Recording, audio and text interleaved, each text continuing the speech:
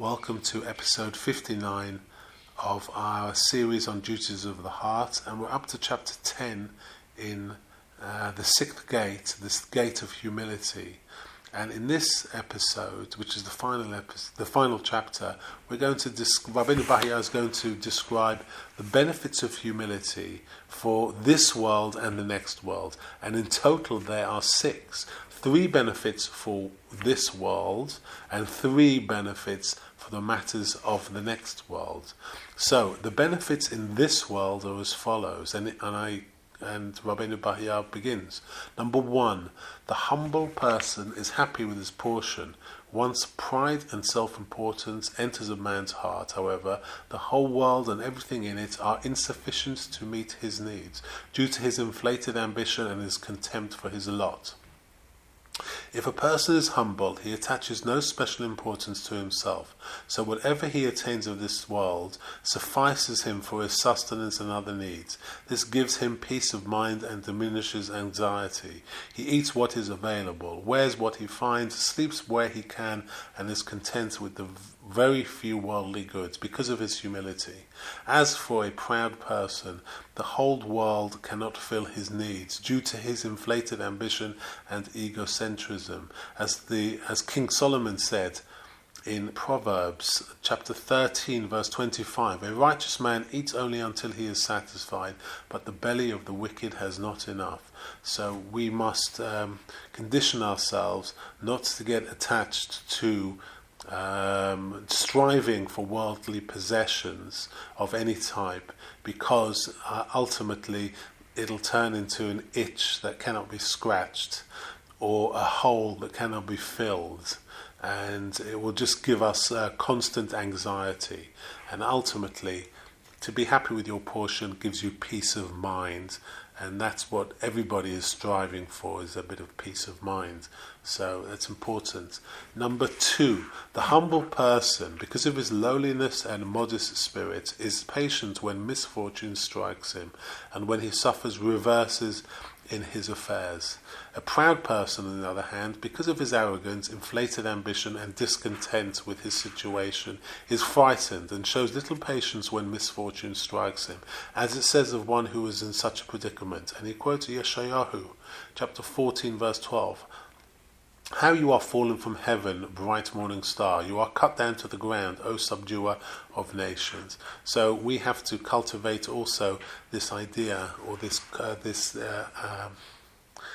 attribute of looking at misfortune as a lesson in life, and that there are no failures, there are only lessons. And once you can cultivate that way of being, even misfortunes can be counted as blessings, because you learn something that you could never have learned any other way, and it prepares you for next time.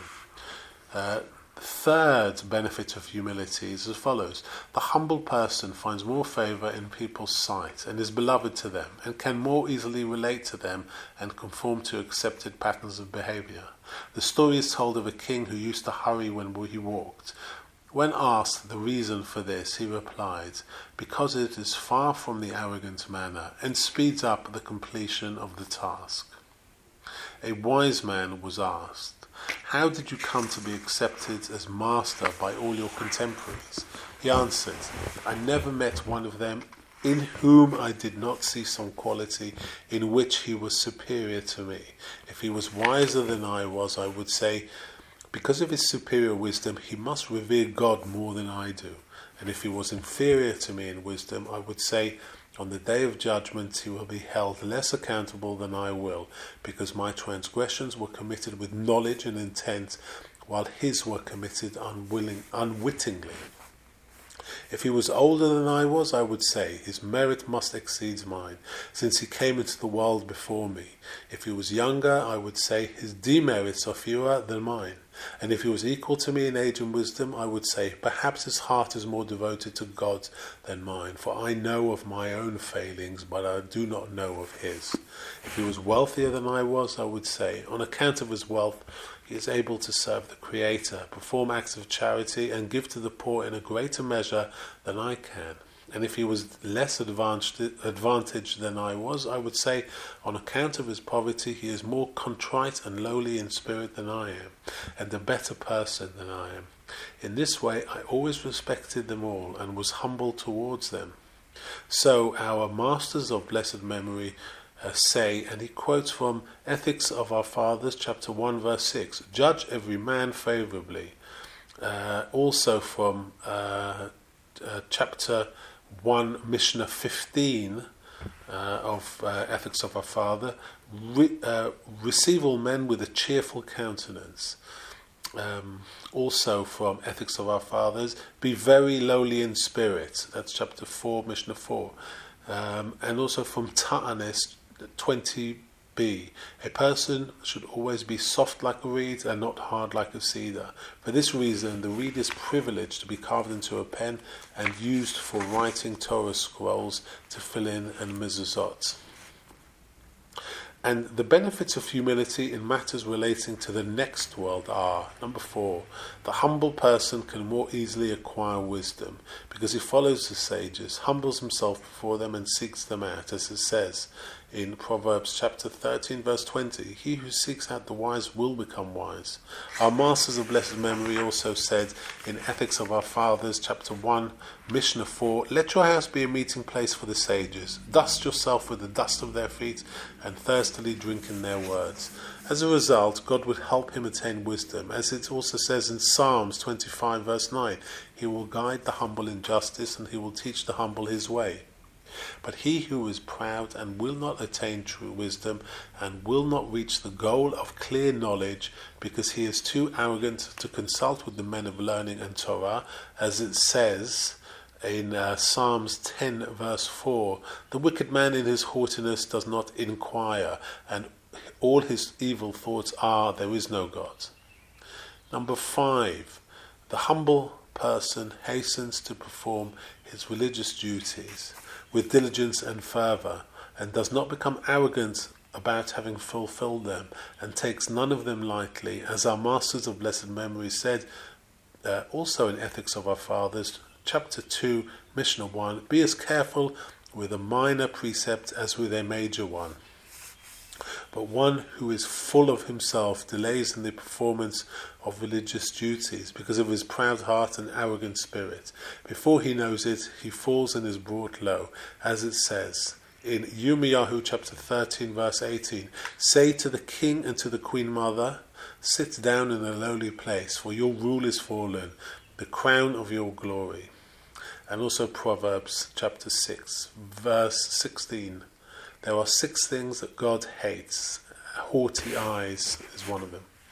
And the final benefit of humility that relates to the world to come is the humble person's deed is acceptable to God. As it says in Psalms 51, a true sacrifice to God is a broken spirit, and his transgression is soon forgiven if he repents of it, as it says in Proverbs 28:13, but he who admits and forsakes his sins will be forgiven. They are humbled though you call them proud. The man with lowered eyes he will deliver. That's from Job 22:29. And now Rabbi Bahya is going to give a conclusion, an in conclusion section to this gate, and he continues. These are the 10 roots of humility. From these roots, my brother, the remaining virtues of this noble, high and lofty quality, which were not mentioned in this gate, will become clear to you. Remember these words of encouragement on the virtues of humility. Keep them in sight. Think of them constantly. Try to internalize these virtues, integrating them into your soul and personality. Let God be your support in this. Ask him for these virtues that you may draw nearer to him and find favor before him. Perhaps he will direct you and prepare for you the way towards them. Thus, after concluding the Amidah prayer, devout people recite the following petition. And this is from Brachot chapter 17, Amud Aleph. My God, guard my tongue from evil and my lips from speaking deceit. May my soul remain silent to those who curse me. May my soul be as of the dust to all. Be wary of the imaginings of your heart, and of the temptations of the evil inclination, which would lead you to haughtiness, pride, and arrogance, and the desire for power, prominence, authority, and fame. King Solomon taught us the ways of the balanced path that a person should follow in this world, saying, and he quotes from Proverbs chapter 30, "Two things I ask of you. Do not withhold them from me until I die. Keep falsehood and deceit far from me, and give me neither poverty nor riches, lest I be full and deny you and say, 'Who is God?' or lest I be poor and steal. Wake up, my brother, and do not neglect to remove the disease of pride from your soul and personality with the cures I have taught you. Do not be restrained from doing so by the observation that the overwhelming majority of people neglect to heal themselves of this sickness. Do not say, 'What happens to everyone else will happen to me.' For if a blind person has access to helpful medication through which he can cure himself, it would not be responsible on his part if he delayed the treatment and said, 'What befalls my blind companions will befall me.' Anyone who heard him make such a statement would ridicule him, dismiss his attitude, and regard him as utterly lacking in sense. Accordingly, you should look out for your soul and endeavor on its behalf with all your strength. Do not be lazy in what will benefit you in both this world and the next, lest you die without having achieved your aspirations for the precious virtues that are within your reach. As King Solomon said in Proverbs, the desire of a lazy person will kill him. And also Proverbs chapter 24, I passed by the field of a lazy man, by the vineyard of a man with no sense, and lo, it was all overgrown with thorns, its surface covered up with thorn bushes, its stone fences broken down. I observed, I took it to heart, and I saw and learnt a lesson." And he concludes this gate by saying, "May God in his mercy and kindness show us, and you too, the way to serve him. Amen." The sixth gate is completed. In God do I glory. So a very interesting chapter there, the gate of humility. And we must take his words to heart and divest ourselves of any trace of arrogance in our being. As I said in the beginning of this gate, it's a fact that God's Shekhinah will not dwell within a person who has any trace of arrogance within him.